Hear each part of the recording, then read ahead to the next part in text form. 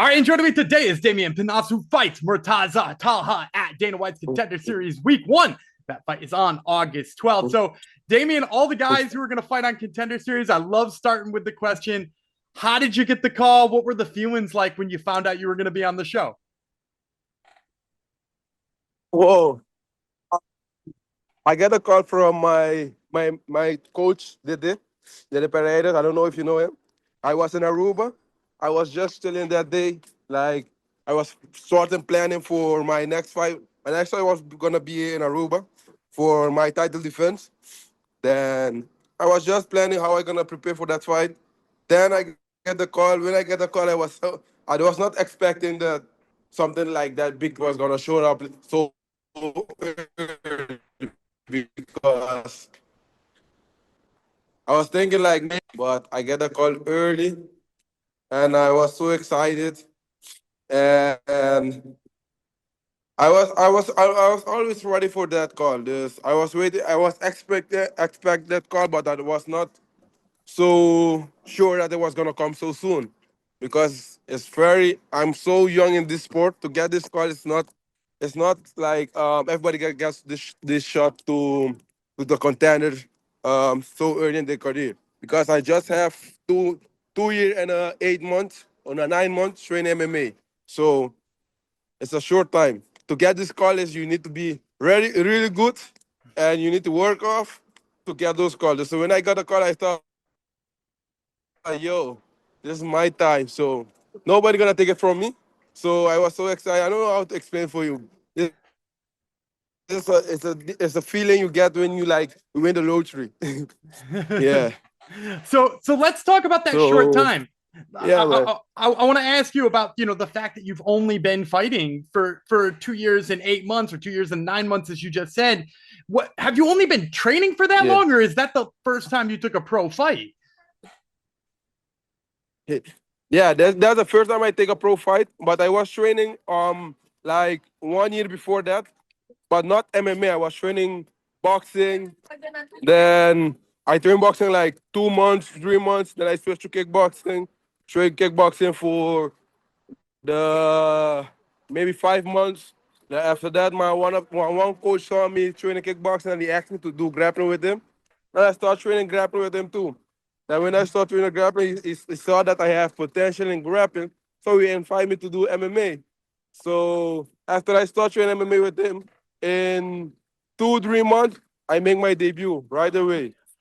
So it's So only 3 months was training, and I make my debut with a guy that was training already like 5 months, 5 years was training, and he had like one pro, five amateur. So he had a little bit experience on me, or a little odds. On paper, he need to won that fight, but I get in there and kill the guy in the second round. So then my coach take it serious with me. Then he saw that, hey, this guy's a killer. You're gonna make it. You're gonna reach far in this sport.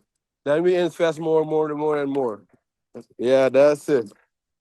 and so I got to ask then too. So you had no martial arts background at all before that? That you just started 3 years ago? Yeah, yeah. I just started real good. So when I you just started started. doing it all, did it feel super easy to you then? Like did martial arts just become the easiest thing to? And what were your athletic endeavors before that? Uh, Nothing. I was trying to play football, but I cannot play football. I don't have talent. I don't have talent. I'm gonna lie. I train, but I don't have the talent for football. That's it. I just My coach always told me that he never saw someone like me learning the fighting game, like MMA, so quickly. Catch the things, catch the technique, because it's not easy to be a mixed martial art, because you need to understand the wrestling, the grappling, and the striking too. It's not the same like kickboxing and boxing. MMA striking is different. You need to understand it too. So my coach told me all the time, you're a first learner, and you have a lot of talent, but I don't think it's talent. It's hard work, because I work hard. I train so many times to just. I have only 2 years, but in the 2 year training, I was like 10 year training. Because I was training like in one day I was training 5 times a day, maybe 6 times sometime. Now I'm became professional. I train more like 2 4 times a day max. So I train around professional, like in Brazil. Now I'm in Brazil. So I prepare at the Danny gym. Maybe you know that gym. So they prepare me good for this fight. They give me everything I need. So yeah, I'm being around professional. Yeah. That's absolutely amazing to hear. Now, I love hearing about your preparation, but I got to ask you a question that's away from Yeah. the MMA side for a second because I'm a Okay. guy who really loves the fight name question, the question about where you got your fight nickname from. And obviously, there's guys who are the Pitbull, right? There's 700 of those, and there's 700 Hitmen, but there's only one Yeah. Baba Yaga, right? Like there's only one. So where'd you get that nickname? Where'd it come from? Actually, it come from my coach, my kickboxing coach, Stacy. He's the one that came with the name. But the name was like we were looking for a name, and he told me that he's gonna give me a name. Then he went home. The next day he come and I asked, hey, what the name that you got for me? Then he say like, I got a beautiful name for you, and it's gonna fit you good because you're actually killer. And he say the Baba Yaga. And I say, yeah, that sounds nice. Then I take the name because I feel the name too. The name for me, it mean like um when I go in the cage with the guys to fight. Before I go in the cage, like when we face off, the guys see me they see me like an easy guy. They're gonna look past me like they're gonna finish me fast like that. Then the night of the fight, when you get in the cage, then they see like, whoa, this is not the guy that I thought that I was gonna kill. This. And me like the Bayaga, when you see Baba Yaga, you're gonna see him like, yeah, this is an easy guy. I'm gonna get it easy. But when you go in the cage with me, it's a different game. Whole different game.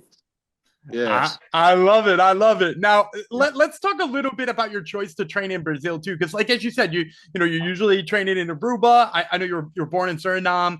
Like, Yeah. what sort of led you to decide Brazil's the place where I got to go train for some of these bigger fights? Like my coach, the grappling coach that I told you about, that's my head coach in MMA. So he is the one that he came to Brazil in 2015, and he was training here for his fight. So he know the level that here, and in Aruba you cannot get the high level. And in my gym, it was like it's not like I'm the best or like that, but when you are in a gym, sometimes you need people to push you more. So you need to go to the high school, so the one that can where you can get people beat you, so you can get better. So you need to go to those schools. So I came to Nofunhão. When I came to Nofunhão, I'm not gonna say that everybody gonna beating me, but yeah, they're left with you.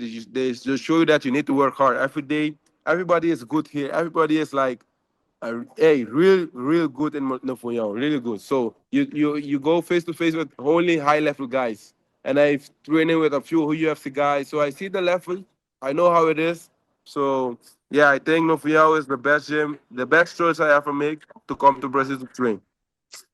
Well, it's Yes. certainly a story, Jim, and it definitely has gotten plenty of people prepared in the past. So let's talk about what it's preparing you for. So you've got this upcoming fight with Murtaza Talha. He's already been on Contender Series one time. He's one of those guys getting a second shot on the show. What is sort of your thoughts on your opponent being a guy who has kind of already been there and done that? Yeah, sorry for him because you're not gonna get a contract, and after this, that you have not gonna see him again. So yeah, it's a sorry for him. Yeah, sorry that he need to be in my story because this is my story. I dig that. Now, tell me a little bit about how you feel about the stylistic matchup here, because obviously, like you were saying, you've iced a lot of guys in the first round. What do you see as sort Yeah. of the stylistic matchup here you have with Taha? Yeah, he's gonna try to shoot in the first round. He's gonna try to shoot, and I'm gonna defend the takedown. And I may get the submission in the first round. If I didn't get the submission, I'm gonna knock him out in the second round. So easy. Yeah, this is my fight. In my fight, my time to shine. Well, you sort of stole my last question. I usually like to ask for a prediction. You gave me two of them there. So instead, I'm going to Yeah, ask you, I'm going to ask you instead, when you're in yeah, that cage and Dana White's there watching, because obviously, that's the allure of Dana White's yeah. Contender He's the Series. boss man. Yeah, he's the Yeah. boss man. What is Dana White going to like about Baba Yaga? I think the way I fight, because when I come to fight, I come to finish the fight. I'm not gonna come to show to go to the judge. I'm not like that. I'm coming to finish the fight. And if you can see my record. I only finish people. Even the fight that I'm lost, I finish the guy. But yeah, I lost. I finished the guy. So I finish everybody. Everybody I fight with, I gonna finish. Yeah. All right. Well, you So, heard it here I first. Oh, God. so I think they know I'm gonna like the flash, the style that I'm bringing. So and the way that I'm acting, just I'm normal. Like my style is like this. I'm not like different person after this. I just says it's me, real Damian. Yeah. I love it. And once again, fans, this is Damian Pinas who fights Murtaza Talha. Dana White's Contender Series Week 1. Once again, that fight, August 12th. Damian, thank you so much for the time. I really appreciate it.